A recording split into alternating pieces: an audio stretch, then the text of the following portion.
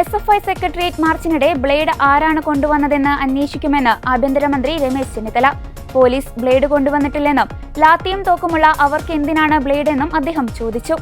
SFI പ്രവർത്തകർ blade ഉപയോഗിച്ച് barricade കെട്ടിയിരുന്ന കയറുകൾ അറുത്തുമാറ്റിയെന്നാണ് FIR-ൽ പറയുന്നത്. സംഭവത്തിൽ സംസ്ഥാന ഭാരവാഹികൾ ഉൾപ്പെടെ 10 പേർക്കെതിരെയാണ് പോലീസ് കേസെടുത്തത്. പോലീസിനേതായാലും അവിടെ ലാത്തും തോക്കും ഒക്കെ ഉണ്ടല്ലോ, പിന്നെ അതിന് അവർ ബ്ലേഡ് കൊണ്ടിരുന്നത്. അപ്പൊ അത് വളരെ തെറ്റായ ഒരു സമര രീതിയാണ്, അത് അംഗീകരിക്കാൻ പറ്റില്ല.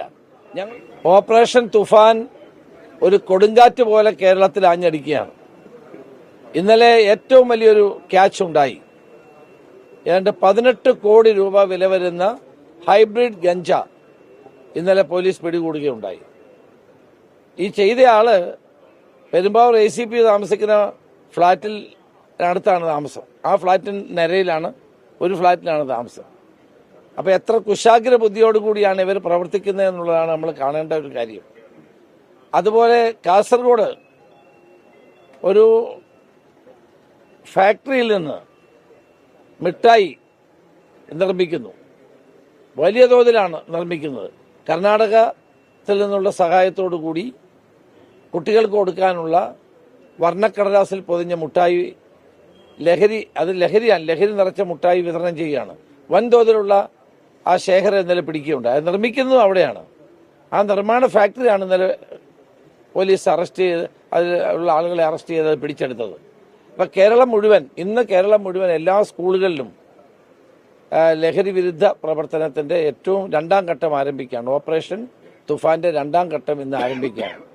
എല്ലാ വിദ്യാലയങ്ങളിലും ഇന്ന് വിദ്യാഭ്യാസ മന്ത്രിയും ഞാനും കൂടി ചേർന്ന് ഇട്ട പരിപാടി അനുസരിച്ച് ഓപ്പറേഷൻ തുഫാന്റെ 2ാം ഘട്ടം എല്ലാ സ്കൂളുകളിലും എല്ലാ വിദ്യാലയങ്ങളിലും ഇന്ന് വിദ്യാർത്ഥികൾ പ്രതിജ്ഞ എടുക്കുകയും മയക്കുമരുന്നിനെതിരെയുള്ള വലിയൊരു പോരാട്ടത്തിൽ പങ്കാളികളാവുകയും ചെയ്യുകയാണ്. ഇത് എല്ലാവരും ഇതിൽ പങ്കാളികളാകണം. കാരണം ഇത് നമ്മുടെ നാടിനെ തകർക്കുന്ന ഒന്നാണ്. അതിനെതിരായിട്ടുള്ള ഈ പോരാട്ടത്തിൽ മുഴുവൻ ആളുകളും പങ്കാളികളാകണം എന്നുള്ളതാണ് ഞങ്ങളുടെ ആഗ്രഹം. ഇതിന്റെ ആദ്യത്തെ തുഫാൻ വാരിയർ ശ്രീ മോഹൻലാലാണ്. ഇന്ന് കേരളം മുഴുവൻ എല്ലാവരും തുഫാൻ വാരിയേഴ്സായി മാറിക്കൊണ്ടിരിക്കുകയാണ്. സ്കൂൾ വിദ്യാർത്ഥികൾ, അതുപോലെ സ്റ്റുഡന്റ് പോലീസ് കേഡറ്റുകൾ, NCC എല്ലാവരും ഈ തുഫാൻ വാരിയേഴ്സായി മാറിക്കൊണ്ടിരിക്കുകയാണ്.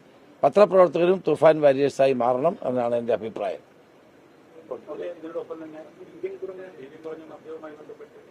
അല്ല, അത്തരം കാര്യങ്ങളൊക്കെ UDF തീരുമാനിക്കും. എന്ത് വേണം ഫർദറായിട്ട് ചെയ്യേണ്ട കാര്യങ്ങളൊക്കെ UDF തീരുമാനിക്കും. അല്ല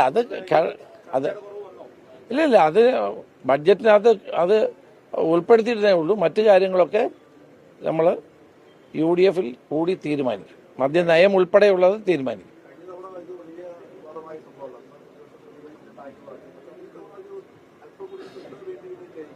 അല്ല, അതല്ലല്ലോ ഇന്നലെ മറുപടി പറഞ്ഞപ്പോൾ മുഖ്യമന്ത്രി തന്നെ അത് വ്യക്തമാക്കിയല്ലോ. UDF യോഗം ചേർന്ന് മദ്യനയം തീരുമാനിക്കുന്നതോടൊപ്പം ഇതും തീരുമാനിക്കും.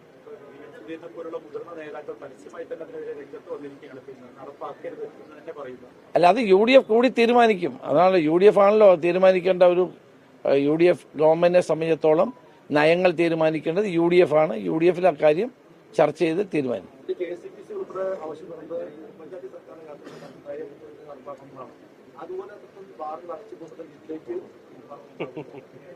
ഇല്ല, ബാറുകൾ അടയ്ക്കുന്ന പരിപാടി ഇപ്പൊ ആലോചിച്ചിട്ടില്ല. ഇല്ല, അങ്ങനെ ഒരു സംഭവമില്ല. തന്നെയുമല്ല, കേന്ദ്ര ഗവൺമെന്റ് 2025-ലെ ഉത്തരവുള്ളതാണ് ബീച്ച് സാൻഡ് ഒരിക്കലും സ്വകാര്യ മേഖലയിൽ ഖനനം ചെയ്യാൻ പാടില്ല എന്നുള്ളത്.